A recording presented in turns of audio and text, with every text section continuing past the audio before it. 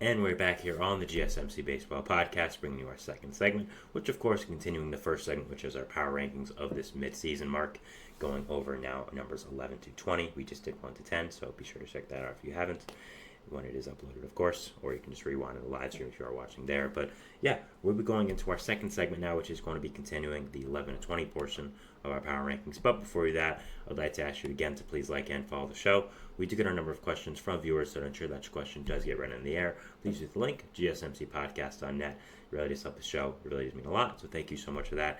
And let's get back into the show for today. All right, we'll be doing numbers 11 to 20, and let's get into it. So, at number 11, we have maybe a controversial take that they are not in the top 10, the AL West leading Seattle Mariners. Now, I had the Astros above the Mariners, even though the Astros are not above them in the standings and in the AL West. The Mariners are one game above them right now in their division. But the reason I did that was just because how on fire the Astros have been, not because I don't like the Mariners. I think the Mariners are a really good team, honestly. I do think, though, they have a lot of question marks, mainly on the offensive side. Julio Rodriguez has not been the impact player that he has been the past 2 years, and really, honestly, has been a non-factor for this team. You've also had some other offensive players you acquired, like Jorge Polanco, Mitch Garver, who have really not lived up to the standard you expected. You have some other great players, though, like a Cal Raleigh, who's playing great at the catcher position. But I think you need a good amount of bats if you want to be competitive. Now, their pitching rotation is insane. I mean, they have so many incredible starters in the rotation that it should be illegal. I mean, Luis Castillo, Logan Gilbert, Ryan Wu, Emerson Hancock, even some more guys that I'm forgetting. This rotation is just absolutely insane and incredible.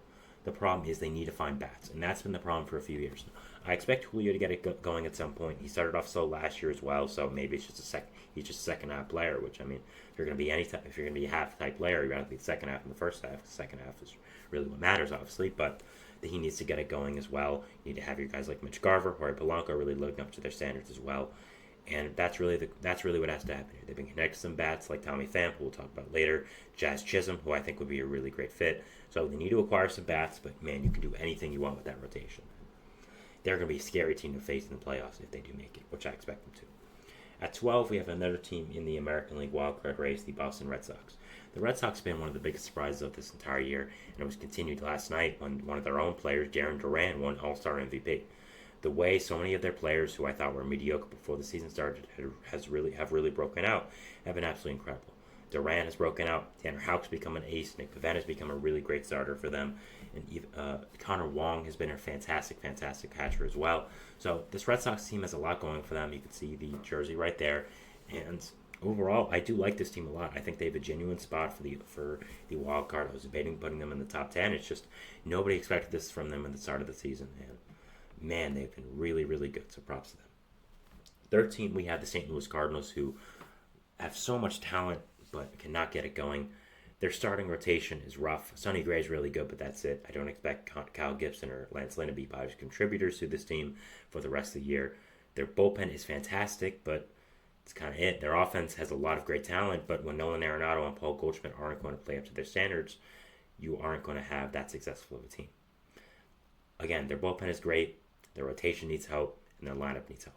Lineup honestly doesn't need help. They just need their players to perform, which I don't know if it's going to happen at this point. So, very flawed team, but I think if it gets going, there will be no team in baseball that really, there'd be only a few teams in baseball that can really keep up with them, but it's about getting it going, and that needs to happen. I'm just not sure that it will. 14, we have the Kansas City Royals. The Royals have dropped a little bit in these power rankings. I did consistently have them top 8 really before, but it's not that they've been bad. It's just other teams have been good. They lost a series to the Red Sox, so I had to put them behind them. The Mariners are leading a division. I had to put them behind them, and the way the Astros have performed have been really fantastic. So the Royals, I still love this team. They have an amazing starting rotation with Brady Singer, Seth Lugo, Michael Wacha, Cole Reagans and Lugo both at the All-Star game and pitched last night. So this team is fantastic in that regard. You have a lot of great offensive talent as well. Bobby Witt Jr. is a superstar in this league. Vinny Pasquantino is really good. MJ Melendez is really good. But, you need to get some more offensive talent. I'll talk about that later as well in the 5th segment, hint. And you need to get some better bullpen help. You acquired Hunter Harvey from the Nationals in an early trade deadline trade, which is very nice, and I like that trade a lot, but I think Tanner Scott's one you should consider, some other relievers as well. So the pitching rotation's great. The offense has its moments, but you need to acquire at least 1 or 2 more pieces, I'd say, and also get some bullpen help. But still, a fantastic, fantastic base of this team. Really, really good. After that, at 15, we have the San Diego Padres. The Padres are a great team. They have all the talent in the world. It's just about staying healthy. Yu Darvish and Joe Musgrove have been on and off the injured list the entire year. Darvish is now out indefinitely, as they put it, pending a family matter, so obviously you can't really control that, and that's really not anyone's fault. So kind of have to deal with it, but other than that, the rotation is still good. Dylan Cease is fantastic. Matt Waldron's become a really solid back-end piece. Michael King's become good. You also have some other guys as well for the depth, some guys you acquired from the Yankees like Randy Vasquez, Johnny Rito as well. So you have that, but at the same time, you need to stay healthy, and you need to have your offense, you need to play as well as they're doing. You have an amazing offensive core with guys like Luis Campusano, Jake Cronenworth, Luis Ariz, Ha-Seong Kim, Manny Machado, Fernando Tatis Jr., Jackson Merrill, Jurickson Profar. I mean, there's really no bad bats in that lineup. It's just you need to have everyone continuing to play as they are to help out this pitching staff, which is really, really struggling right now because of the injuries. So still have fantastic talent, all the talent in the world. Just you need to stay healthy. You need to play together as one. At 16, we have their NL West rival, the Arizona Diamondbacks. Diamondbacks, to me, were very close with the Padres. And overall, I think when healthy, the Diamondbacks were a better team. But again, they've been even less healthy than the Padres. Merrill Kelly, Zach Gallen, Eduardo Rodriguez, Jordan Montgomery have all had significant IL since this entire year. That's really hurt your rotation. Brandon Pfaadt's been good, but he can't really hold it down like that when everyone is on and off the injured list. And I think that's really been the problem. Ketel Marte has had an absolutely incredible season. He was starting second baseman in the All-Star game last night.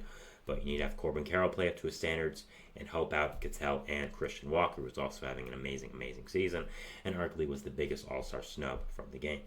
So I still love the Diamondbacks team. I still think they make the playoffs, which is a hint for tomorrow's episode, which I'll go over at the end.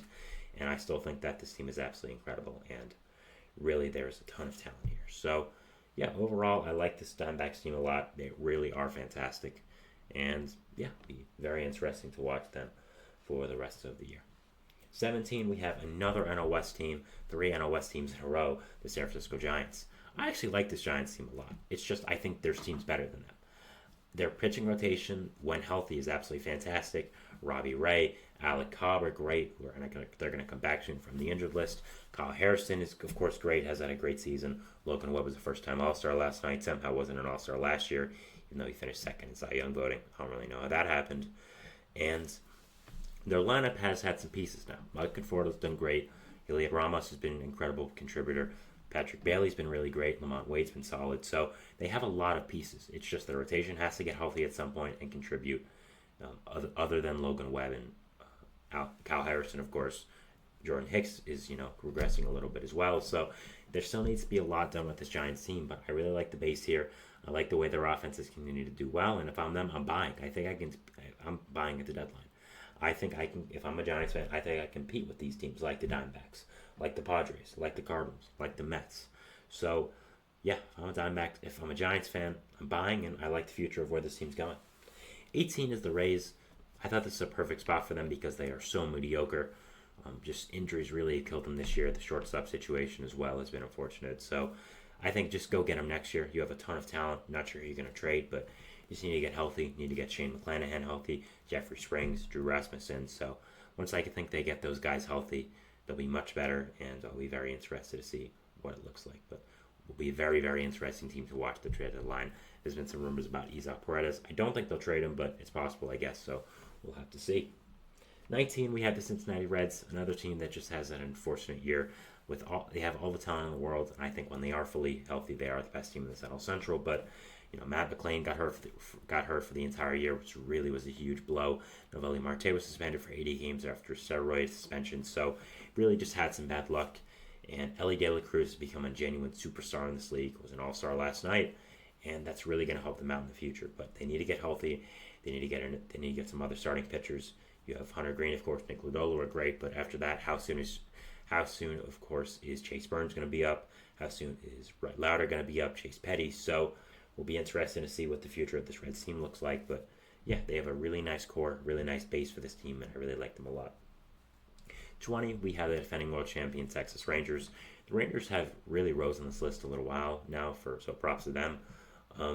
They have all the talent in the world. It's just, again, injuries. Jacob deGrom, Max Scherzer have been out for the entire year. Scherzer just came back, of course, but deGrom's still out. And that's really hurt them. They've done much better as of recently, much better that they're thinking about buying now, not selling. But I just kind of think they'll be back to reality at some point. I don't think there's going to be a scenario where they should buy. If you're going to do anything, I just say stay put, honestly. But they have some really nice starting pitchers other than Scherzer and deGrom. Nate Eovaldi's great. Andrew Heaney is really solid. John Gray. It's just these guys are on and off the injured list, are older, so they're not exactly the most durable, and they haven't been performing the greatest. So I still like this Rangers team a lot. It still has incredible talent on offense. Jonah Heim, Nathaniel Lowe, Wyatt Langford, Evan Carter, Ezekiel Duran, Josh Young is also out, Corey Seager, Marcus Semien, of course. So a ton of talent on this Rangers team. It's just about staying together, staying healthy, and having all the potential in the world that you can have. So yeah, that is our second segment here, talking about the 11 to 20 portions of my power rankings here at the midseason mark. We're going to be going for 21 to 30 in our next segment. So yeah, going over that, and we'll continue with that. So thanks, and bye. Looking for your daily fix of sports talk without having to pay for it?